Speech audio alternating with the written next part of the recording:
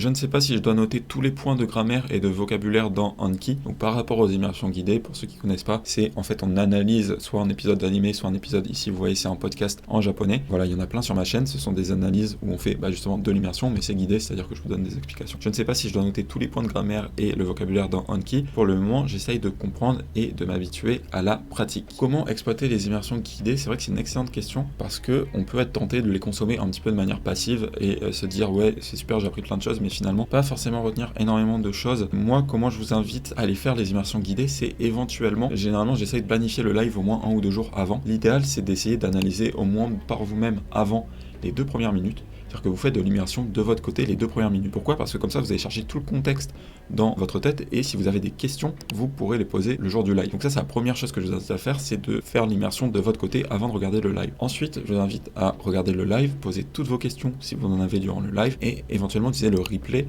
derrière pour créer des cartes Anki. Sur quoi est-ce qu'il faut créer des cartes Anki? Moi, ce que je vous recommande, c'est de créer des cartes avec ce qu'on appelle du I+1. I+1, c'est quoi? C'est l'idée que vous créez une carte seulement si une phrase a un élément inconnu. Ça peut être un mot de vocabulaire, par exemple, Watashi wa tensai desu, ça veut dire je suis un génie. Si vous connaissez watashi, si vous connaissez wa et que vous connaissez desu, mais que vous ne connaissez pas tensai, vous pouvez ajouter cette phrase pour apprendre tensai.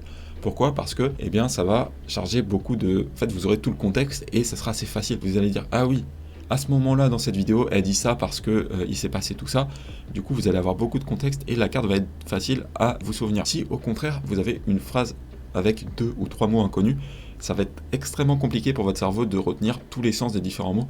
Du coup, c'est généralement considéré comme une mauvaise carte et je vous invite à ne pas la mettre pour le moment, sachant que plus vous prendrez un niveau, et plus vous pourrez ajouter des cartes compliquées. Donc il n'y a vraiment pas de souci au début à ajouter très peu de cartes, mais à vous concentrer sur les cartes faciles. L'autre chose qui peut être intéressante d'ajouter, c'est si vous connaissez tous les mots, mais qu'il y a un élément de grammaire que vous ne connaissez pas. Par exemple, vous voyez Benkyo Shinakia Ikemasen.